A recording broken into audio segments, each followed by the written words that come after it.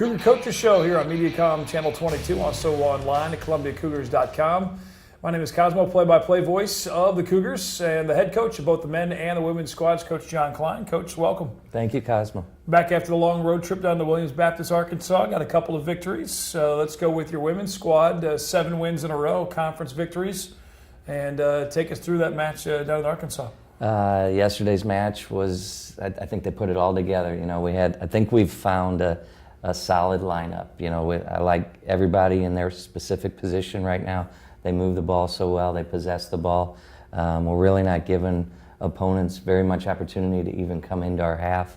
We're scoring goals. We're scoring goals from using the wing players, Jordan Poré and Tiffany Weaver. We're scoring goals down the middle of the field. Ross is finally hitting her stride. Lori Fru's been solid. Magaletta strong in the middle. So it's really been a terrific group, and yesterday was just a solid performance from, I was going to say front to back, but Flavia didn't have a whole lot to do yesterday. So, but she's done well all year as well. So yeah, we've had a great run, and we just got to keep it going in conference. I think early on you guys took your lumps. Obviously, it's a hard, tough schedule with some ranked opponents. And you knew that the bread would be buttered, so to speak, with the conference play to get into the national tournament. And once you've gotten into these conference matches, like you said, you guys have put it all together. And you've done it with battling some illness and battling some injuries and gotten a lot of production from the key players for this year's team as they've kind of gelled together here. Yeah, I mean, we've been real fortunate. We haven't had major injuries, you know, knock on wood. We got to really protect our players here. You know, we're limited this year in terms of numbers, but like you said, the early going, we played some tough competition, losses to top-ranked teams in the country. William Cary's now number 2 or 3 in the country. We lost to them. Mobile, they're in top 15. We lost to them 1-0. Missouri Valley, who's been in the top 25, lost to them in overtime. So our 4 losses came to quality opponents, and now we're on that conference run, 7-0, and would love to finish it out with an undefeated conference run. Well, it's definitely 4 games left for you guys. You just have the rescheduled with Stevens that was washed out, and then a couple more matches. The last couple at William Woods, and then you had to have the game moved over to Battle High School on the turf over there at Battle after all the rain that came in here. Talk about those 2 big wins over 2 conference rivals in William Woods and Missouri Baptist. Well, they were at the top of the conference in terms of weekly ratings. Missouri Baptist was sitting in the 1 position. Woods was in the 2 position. And, you know, we just knew if we played quality soccer, we'd be in those matches. And we did. The girls put it all together for both of them. First, we went over to William Woods.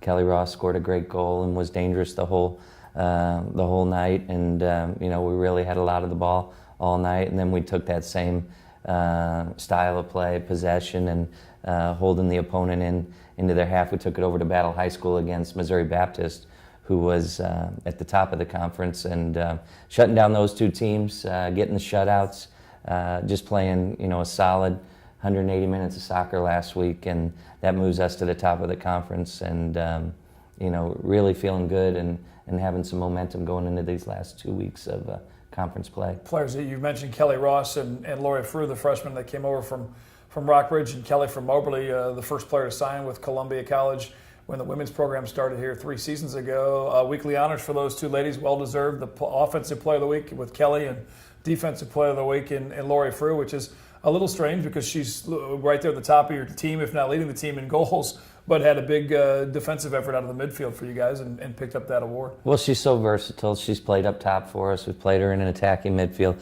But the last 2 games, she's just been in that holding midfield role, just moving the ball. She's still going to get opportunities to score out of that position. But, you know, what was so visible about her play in the last 2 games, or those 2 games against Mobap and Woods, was how disruptive she was in the central part of the midfield, and just winning tackles, wins a lot of head balls. Very physical player, very clean on the ball, moves it well, and she scored a terrific goal against Missouri Baptist the other night. Struck it from 30 yards out, and she celebrated. She was excited. So she had a great week, and she's been a big key to all the success we've been having. She's very, in a lot of ways, like Meg Goddard was, a lot of physical play in the tackle on the field, winning a lot of those balls and coming away with some of those battles, both offensively and in the transition game too. Yeah, that's a good comparison. You know, we've kind of missed that holding center midfielder that was, very disciplined, very physical, and disruptive, and Lori fit that role well. And in addition, she gives us an awful lot in the attack, and like you said, she's our leading goal scorer, and she produces up there as well. So a really well-rounded athlete there. Just a few games left. What's the mindset like? What's the practice? Does the practices change at all as far as getting ready for these last few matches before the tournament brackets are released? I don't think so. The girls work so hard, but again, we try to be protective. We don't want to incur injuries within the practice setting if they get hurt in the game environment. But we've tried to control that this year, and they just work hard, keep their fitness up. The girls are a pretty laid-back group. They just kind of enjoy everything, enjoy each other's company, and go along with the flow. So I think the girls, they don't feel any pressure. I don't want to give them any more pressure. It's really not a whole lot of pressure. They love to play. They love to play good soccer, and we're just asking them to do what they've been doing since really day one. Lyon, Park, Hannibal, Stevens will be made up here. Are the matches left for Columbia College? And again, for those watching that maybe are unaware, that as far as the way tournament work or the seedings work, with this number of teams that are in the conference, 2 teams will get into the national tournament. Explain what those options would be. So if you have 12 teams, which the women do, 2 teams get in, the conference champion, so an 11-game schedule. If you're the conference champion, you get an automatic bid to the national tournament. Or if you win the conference tournament, which is an 18 tournament, 3 games, quarterfinals, semifinals, and finals. So one or the other. If the same team wins both, then it's the second place team in the conference tournament. Okay. So we're in the driver's seat. Sure. Win out, and we've got that automatic berth, and the girls know that, and it would be really nice to have that cushion going into the conference tournament. We're on the guys' side. The guys will need to win the conference tournament to get in. Get the battle going for the women's side. We'll come back, talk about the men's team. Also right there near the top of the standings of the AMC Conference on a couple-game winning streak are the Cougar men's team. We'll come back, talk about the guys next here on Mediacom Channel 22. It's Mediacom's $5 Super Sale. Upgrade your family TV to Prime TV for just $5 more a month. Then enjoy thousands of free on-demand movies and shows, plus up to 15 channels of Stars and Encore. And TV you can watch on the go, like new Stars Play. Really? For less than 20 cents a day? Yep, get it all when you upgrade to Prime TV for just $5 more a month for 1 year. Hurry, this offer won't last long. Call 888-SIMPLIFY. Talking more Cougar soccer here with the head coach of the men's and women's squads at Columbia College, Coach John Klein. Cougar men's team, AMC record 5-1-1, couple wins in a row, a tie with William Woods in that mix. And let's just start with the match, the most latest on the road at Williams Baptist. Again, the long trip down, but a conference victory nonetheless. Conference victory, great performance. Starting to figure out a group of 11 that is consistent starters, and I feel real good about the group. I mean, they really put a total team effort together yesterday, scored a lot of goals, created a lot of great opportunities. We're pretty sound at the back against some dangerous attackers that Williams Baptist had. So, score 5 goals down there, that's good. You need to put the ball in the net. You need to get some momentum and some confidence, and guys are starting to do that. Badim scored a couple, that's good.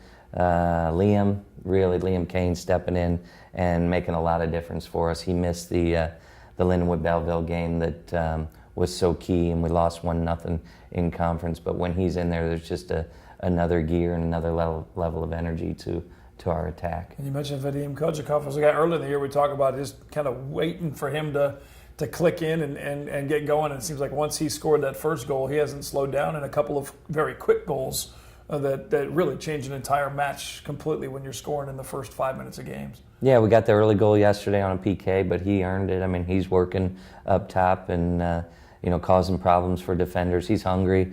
He wants to get to the ball and he wants to get to the goal. So he's done very well. And we just got a bunch of guys stepping up in the attack. So there's a lot of different people to talk about. We haven't found that guy that looks like he's going to score in double digits. But the overall attack is very strong. And Kempera, another guy that we talked about that's coming in off the knee injury last year, missed basically the whole season. And he was another guy that had a lot of close chances and finally got one, and now he's got a couple goals coming together. You could almost see after he finally got that goal at home a couple weeks ago, that confidence level, almost just a huge relief off his shoulders that he's, okay, I finally got that goal back. I'm working through the injury and playing well. Yeah, I think confidence is so key for goal scorers, and that that's what he would be considered a true goal scorer. But he struggled a bit to since the knee injury to find the net, and now he's still in that starting lineup, creating a lot. Created a lot against Williams Baptist. Again, didn't find the goal yesterday, but playing good soccer. And as long as playing good soccer, working hard, and if we can get 11 guys doing that, I think I feel real good about our chances every time we step on the field. And as you mentioned, a little tougher fight for you guys as far as the record is concerned. For that, there isn't that automatic because of the number of teams, so you have to win the tournament to get into the national tournament. Or get a ranking up high. What is the mindset with the team? Only 3 or 4 games left to go. Where are you guys at as far as what you see practice-wise and game-wise? This team is so deep. There's so many numbers.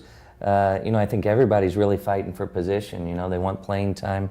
We're still searching maybe for that. That group that's going to get 70 minutes every game. The backfield's pretty well solidified, but the attack. There's just a lot of different guys in it. So I see a lot of competition at practice. I see a lot of guys fighting. I think every player here wants to be on the field. Every player here wants to win every game when we set foot on the field. And we've been in every match. The 3 losses are all 1-goal losses to top 25 opponents. This is a top 25 soccer team, but they're going to have to win out and build some confidence, and then they're going to have to win the conference tournament to get into the national tournament. So every game is key, and every minute for each player is really important to the coaching staff. But we're getting close. I like the performances. Because when you guys sit there, when you worry about trying to sub somebody around or make some substitutions in-game change-wise, or whether it's the starting lineup changes, to have those extra bullets to be able to change is obviously a blessing to have that opportunity to use different guys in different ways. And also, if somebody's not stepping up, make a switch. Yeah, and there's always a spark on the bench. There is. The attack is so deep. Any one of those guys could be starters. So they realize it, and we're looking for more consistency. But I'm seeing total team performances and really feel good about the group. I felt good about the group since day one. The 2 1-goal losses at William Carey and Mobile to start the season were games that I felt, we maybe outplayed those opponents and could have had the victories. So this team is a crossbar here, a goal, a shot away from being a top 25, top 15 team. But either way, in the end, we know it's going to come down to 3 conference tournament games in November. And so right now we're just trying to build and hopefully we plateau in that first week in November. Looking at both teams, who are players for both the women's and the men's team? Who are some players that maybe you knew they had some skill, or they had this skill set coming in as you recruited them and got them onto your sideline and in practice, but that have really taken that next step and almost surprised you a little bit, where you watch them on the field and go, wow, okay, they really got it. 2 guys that immediately come to mind for me are Rasmus Pedersen and Lakin Katie. And those 2 boys, Rasmus is in the central midfield. His dad played here years ago. He's just been so solid for us, playing the most minutes, moving the ball, creating scoring opportunities. And then Lakin's played nearly every minute. I think I took him out yesterday's match with about 25 minutes left. I think it's the first time he's been off the field. But from Sedalia, Missouri, little left back who's just so busy, so energetic. And, just those are the kind of players that I love, that just give you 90 minutes every single time, come to practice, keep their mouth shut, just work hard. And they set an example for the rest of the team. And now Liam Kane's coming off a little bit of an injury. He's the other guy, that just brings so much energy to a team and just changes the mentality for our team when he's on the field. So I love it. Wish I could find 11 guys that would, could come out like that every single match. But they do what they do, and the rest of the team responds, and they give me a lot of confidence, going into postseason here. What about on the ladies roster? Who's that lady that you just really stands out as having an outstanding season? Not that they didn't come in, they're just exceeding expectations. Coach Megan and I have been talking a lot. It's hard to pick who's the star from the ladies team because they are so balanced. Fru, of course, has stepped up. We've already spoken about her in the central midfield. She's so versatile. Magaletta is so solid. Central midfield's really been a key Caitlin Palmer. Those three in the center midfield have really given us a lot of stability. It has to be one of the top central midfields in the country. And then I just always love what Mallory Page and Taylor Hagenoff do in the back. They minimize scoring opportunities for us. You know, opponents do not get in behind Mallory. She's so fast, and Taylor's just so strong and such a competitor. So I can just go on and on about the women, you know, just like I could last year. And it took the girls some time to figure it out, but I think the girls have finally reached a point where if we can stay healthy, they are going to compete with just about anybody they come up against. Very cool. Only 3 or 4 games left for either team, both home and road games down the stretch of regular season. And before you know it, just before the calendar flips into November, the brackets will be out and tournament play is underway, and an opportunity to try and play into the national tournament. Coach, good luck the rest of the season, and we'll see you again as we get close to the playoffs. Thank you, Cosmo. All right, Coach John Klein, ColumbiaCougars.com. You can find out the full schedule of the games left for both the men's and women's squad, and then once the brackets are released for the tournaments, and of course home games on ColumbiaCougars.com. Thanks for watching Cougar Coaches Show here on Mediacom Channel 22.